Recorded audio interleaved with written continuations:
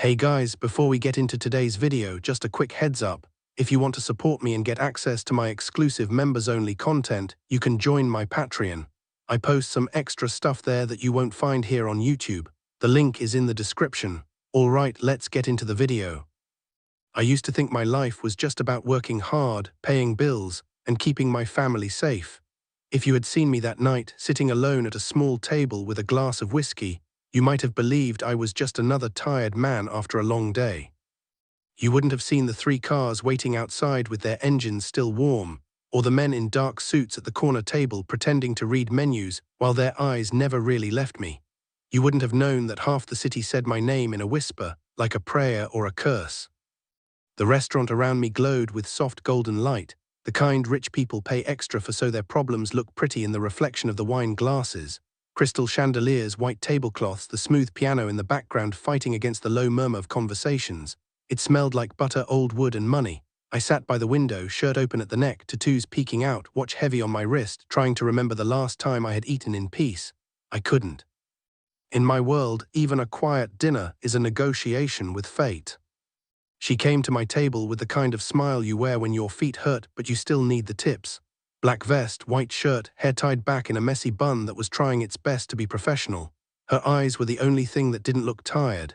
They were alert, searching the room like they were used to danger even if she was pretending not to be. "Good evening, sir," she said, voice soft, almost careful. "Welcome back." Back, so she noticed. I liked that. Most people in this city pretend not to see me. They look at my watch, at the scars on my knuckles, at the men who walk in 2 seconds before I do and take positions near exits, and they decide to become blind. It's safer that way. "You remember me?" I asked. She nodded. "You don't forget the kind of table that makes the entire staff nervous." There was honesty in her tone, not fear. That caught me off guard. Her hands, though, I saw the tiny tremor when she held the pen over her notepad. Not from me, from something else. I ordered simple food, steak, potatoes, nothing fancy. Rich men around me discussed contracts, vacations, private schools. My men in the corner kept pretending to be investors. I pretended to be relaxed. Inside, I was counting seconds, faces, doors. That's what power really is in my world, knowing where death could walk in from and being ready to meet it first. When she brought the drinks, I noticed a faint purple mark near her wrist, half hidden under her sleeve. Not the clean, sharp bruise of a fall. The round, ugly kind you get when someone grabs you too hard and doesn't care if you bruise. Her sleeve slipped, she saw my eyes catch it and quickly pulled the fabric down. "Everything okay here?" she asked, too fast. I held her gaze for a second longer than I should have. There was something there behind the professional smile, a quiet panic, the same look I once saw in my sister's eyes the night before she disappeared for good. A look that still kept me awake, even after all the bodies and all the money. "Food will be out soon," she added, taking a small step back, as if distance could hide whatever she was carrying. "Take your time," I said. My voice came out softer than usual. It surprised both of us. As she walked away, I watched the room the way a wolf watches a forest that suddenly goes silent. A man near the bar looked away too quickly. Another one checked his watch, then his phone, then the entrance. My instinct started to whisper. Something was off, not big enough to see, just big enough to feel. I leaned back, pretending to enjoy the music, and thought about how strange my life had become. People think a mafia boss loves the chaos, the control, the fear in other people's eyes. The truth is, after a while, the only thing you really want is one honest moment. One person who looks at you and doesn't see the monster everyone talks about. When the food came, she set the plate down gently, like she was afraid of the sound it would make. Her eyes flicked toward the door, then toward the men in the corner, then quickly back to me. "You're not eating with anyone tonight?" she asked, trying to sound casual. "Not tonight. Must be peaceful," she said, but the way her throat moved when she swallowed told me she knew the word didn't belong here. Not with me, not in this room. I cut a piece of steak, watched the juice run onto the plate, and realized I wasn't really hungry. I was listening instead to the slight change in the piano, to the kitchen door swinging faster than before, to footsteps that paused near my table and then moved away. My phone buzzed on the table, a message from my driver. "All clear outside." I typed back with one hand.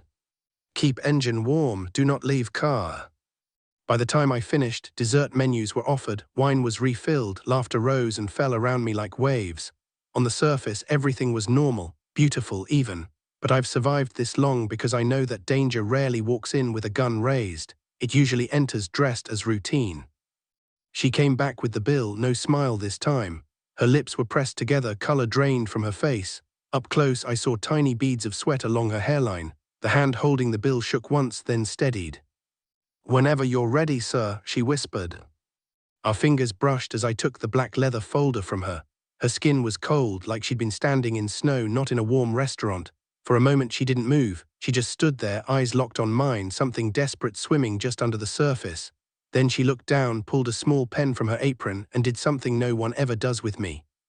She wrote on my bill. Not her name, not a cute little heart, not thank you. A number. Very quickly, like her hand was acting before her mind could stop it, she scribbled 2 extra digits next to the total and then circled them. Her handwriting was neat, controlled, the kind that belonged to a girl who once dreamed of college, not tips. 17. She circled it twice, lifted her eyes to mine, and the whole room fell away. There was fear there, yes, but there was also a decision, a choice she had already made, even if it cost her everything. "Is there a problem?" I asked quietly. Her lips barely moved. "Just double-check the numbers," she said. "Please." That last word cracked in the middle. She turned and walked away before I could say anything else, shoulders tense, like she was waiting for a hand to grab her from behind. I looked down at the bill. The actual amount was clean, correct. The only thing that didn't belong was that small, circled 17. For anyone else it would have meant nothing, a mistake, a confused tip suggestion. But for me, it was a ghost from another life, a number that didn't belong to math at all. 17, the code my men used years ago, back when we still believed in rules, to signal one thing.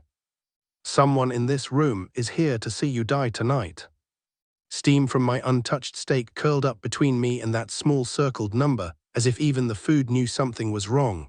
My heart didn't race, it never does. It just grew heavy, like it remembered every night this code had saved my life, and every friend it hadn't. 17. Only my first crew knew that signal. Old days. Back when Salvo, the man who raised me, tapped my shoulder outside a bar and whispered, "Kid, if you ever see 17 written where it doesn't belong, you don't argue with it. You listen. It means death is already in the room." So how did a waitress in a fancy restaurant bring me that ghost? I lifted my eyes without moving my head. The man at the bar who'd been pretending to flirt with the hostess suddenly became very interested in the sports channel. Kitchen door, opening and closing too often. My men in the corner relaxed, but only because they didn't know what I knew. I tapped my watch twice, slow, a signal. One of my guys straightened his tie, he'd seen it. I raised my hand. "Miss," I called, calm as ever. She turned, hesitated, then walked back. Up close, I could see the way her mascara had smudged at the corner, like she'd wiped tears in a hurry. You need something else?" she asked. "Yeah," I slid the bill toward her, tapped the circle around the 17. "I need to know why you wrote this." The color drained from her face. For a second I thought she might faint. Her eyes flicked over my shoulder, to the bar, to the kitchen, then back to me. "My manager told me to seat you here. He said it would be quick." Her voice trembled. "But an old friend of my father once told me if I ever see you, this number might save a life. I just didn't know if it would be yours or mine." "Who was your father?" I asked. "His name doesn't matter now," she whispered. "What matters is you have maybe 2 minutes before something terrible happens. Please, either walk out that door or be ready." She forced a brittle smile and stepped away before I could ask more, leaving me alone with the number between us and a choice I'd been avoiding my whole life. Run like a businessman, or stay like the man I used to be. My fingers tightened around the edge of the table. For the first time in years, I realized, if I walked out, she'd be the one who didn't. By the time I reached the corridor to the restroom, the music sounded different, thinner, like even the piano was holding its breath. I pushed the door open, checked the stalls, then stared at my reflection in the mirror. Expensive shirt, old scars, tired eyes. People see a king. I see a man who's buried too many. I pulled out my phone and typed fast. "To outside. Lockdown, no one in, no one out, no gunfire unless I call it." A ping came back. "Copy 2 EXITS SECURID." I slipped the phone away, splashed water on my face, and walked out as if I'd just finished washing my hands, not planning how to keep a restaurant full of strangers alive. Near the service station I saw him, the manager. Slick hair, cheap suit, eyes that never smiled. He had the waitress cornered, one hand on the wall near her head, leaning too close. "I told you exactly what to do," he hissed. "He sits, he eats, he doesn't leave. You think scribbling little numbers will save your brother?" Her chin shook. "I didn't tell him anything, I swear." "Liar, men like him don't just get nervous for no reason." I didn't remember crossing the room, but suddenly I was there, my shadow cutting between them. "Is there a problem?" I asked. Both of them froze. The manager's hand dropped from the wall. "No, sir," he stammered, "just discussing schedules." "I like my staff treated with respect," I said softly, "especially the ones who bring my bill on time." He swallowed hard. He knew who I was. I saw it hit him like cold water. "Of course, enjoy your evening, sir." He forced a smile, but his eyes were already calculating. He backed away, then turned and disappeared toward the kitchen, toward whoever was waiting. The waitress exhaled shakily. Up close I noticed her name tag, Elena. "Your brother," I murmured. "How old is he?"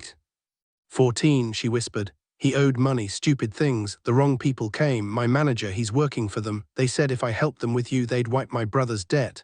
Tears filled her eyes. "But my father died for this life. I promised him I'd never sell a soul just to keep breathing." "You understand they might kill you for warning me," I said.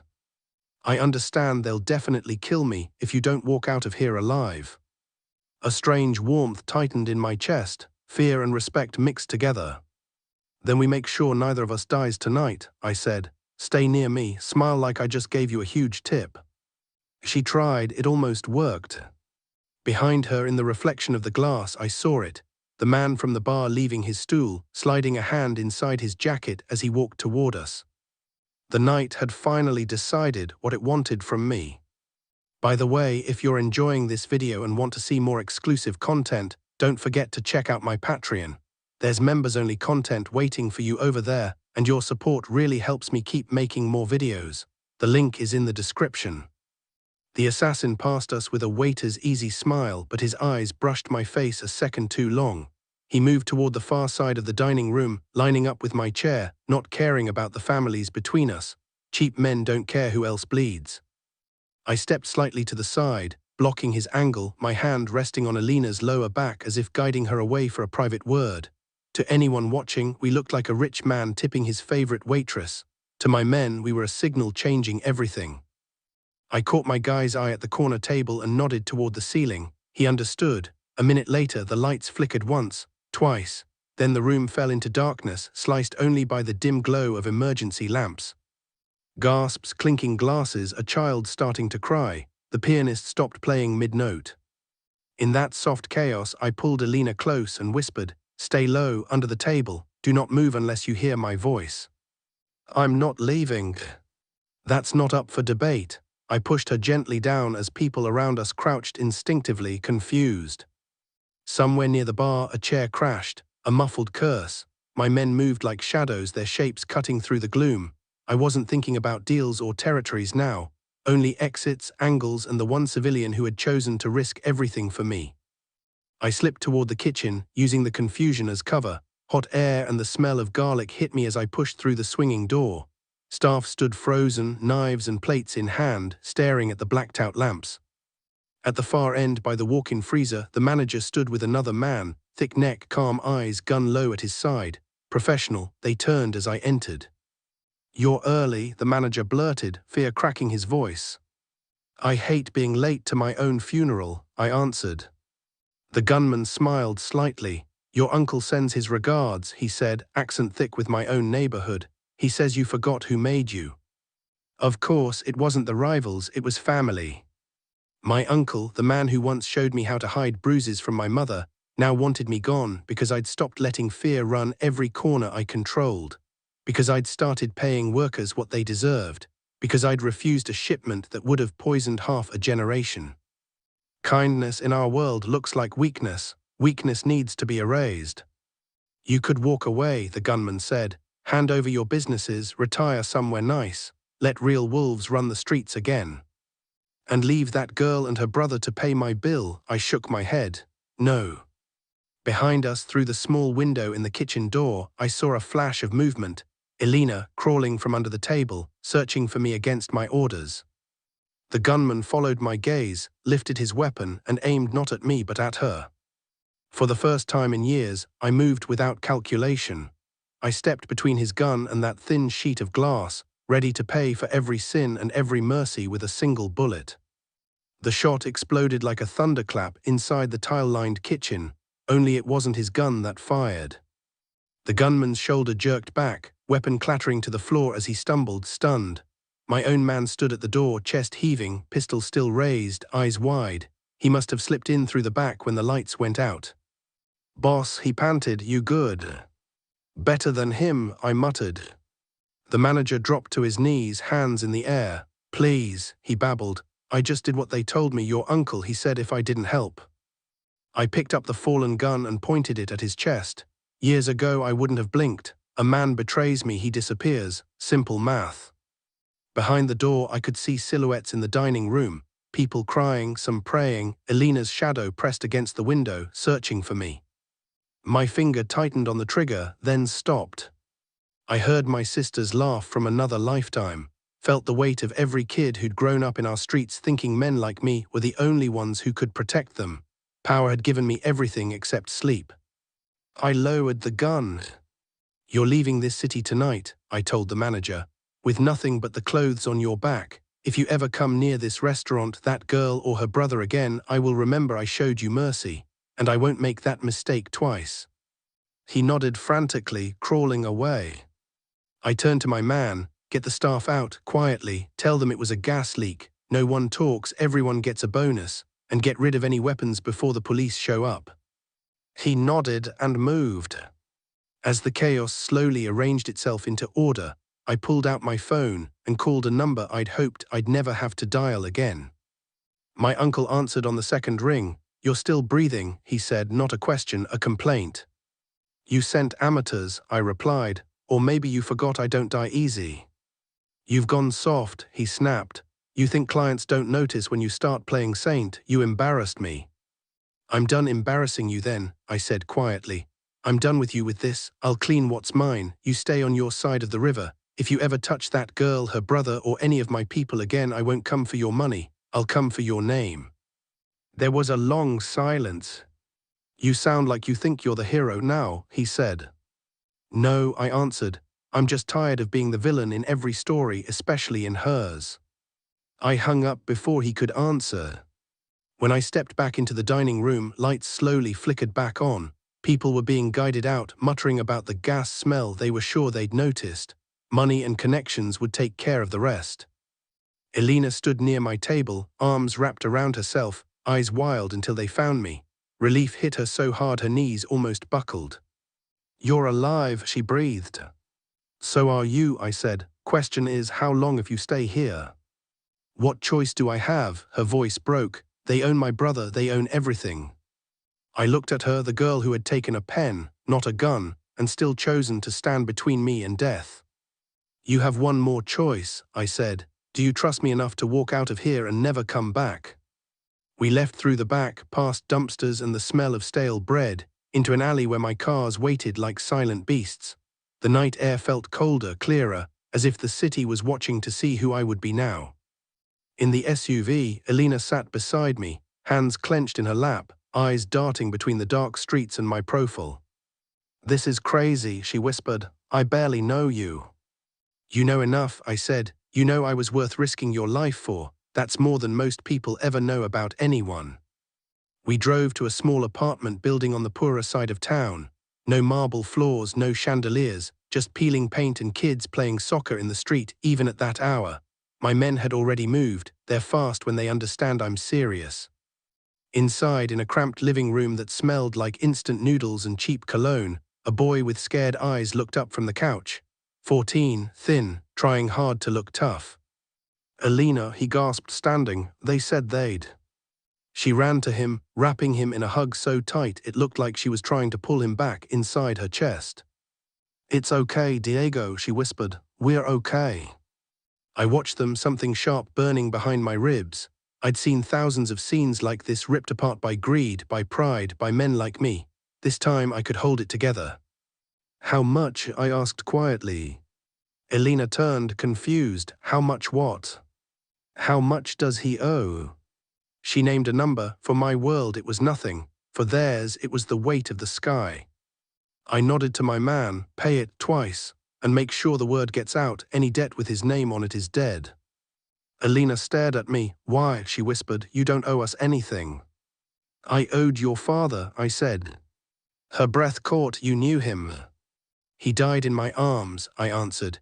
He took a bullet that had my name on it. Before he went, he grabbed my shirt and said, if you ever meet my little girl, you remember 17. You remember we're more than what they call us. Her hand flew to her mouth. Tears spilled down her cheeks. He used to write that number on the fridge, she said, voice shaking. I asked him what it meant. He told me one day it will mean a choice. When that day comes, be brave, my Hija. I felt something inside me crack and shift, like old ice finally breaking under the first warm rain. All my life, I murmured, I thought power was about making people afraid of me. Tonight, a waitress with trembling hands and an old code reminded me real power is choosing who you protect. Silence settled over the room, heavy and gentle at the same time. What happens now? Diego asked, small voice cutting through the moment. Now, I said, you both disappear for a while. New names, new city. You go back to school. Maybe one day you open your own little restaurant where nobody dies over the bill. Elena frowned. You do all that for us? I looked at her, really looked, at the stubborn hope in her eyes, the same stubborn hope my sister once had before the streets took her. I'm not doing it for you, I said softly. I'm doing it because if I don't change something today, all the blood behind me was pointless. Your father, my sister, everyone. She stepped closer. How do I ever pay you back? Live a life where no one has to whisper your name in fear, I answered. That's enough. Months later, long after the papers called that night a minor gas incident, and my uncle learned to keep his distance, I drove alone to a small coastal town far from the city. No entourage, no suits, just an old car and a man trying to remember what it felt like to walk without shadows. On a quiet street, I found a tiny cafe with a handwritten sign. Café DICISITE. Inside, the smell of fresh bread and coffee wrapped around me like a blessing. Elena stood behind the counter, hair loose now, laughing as Diego argued with a supplier on the phone. Neither of them saw me at first. I left some cash by the register, more than the bill, less than a fortune, and on the back of the receipt I wrote a single number and circled it. 17. As I turned to go, Elena's voice caught from behind me. Marco, she called. For the first time she used my real name, not my title. I looked back. She held the receipt in her hand, eyes bright, no fear left in them. You did it, she said. You really changed. I shook my head. No, I replied. You did, you and that number. Outside, the sea wind hit my face. Somewhere behind me, a bell over a cafe door rang as new customers walked in, just hungry people looking for food, not deals, not protection. In a world built on threats and secrets, one small act of courage from a tired waitress had rewritten the story of a mafia boss. And for the first time in a long time, as I walked away with empty hands and a lighter heart, I realized something simple and terrifying. Power isn't what you can take. It's what you're finally brave enough to let go. Hey guys, if you're enjoying my videos and want to see more exclusive content, I've got some extra stuff waiting for you over on Patreon. YouTube is where I share the main content, but Patreon is where I share some members-only videos and bonus content. If that sounds like something you'd enjoy, come join me on Patreon. The link is in the description. Hope to see you there.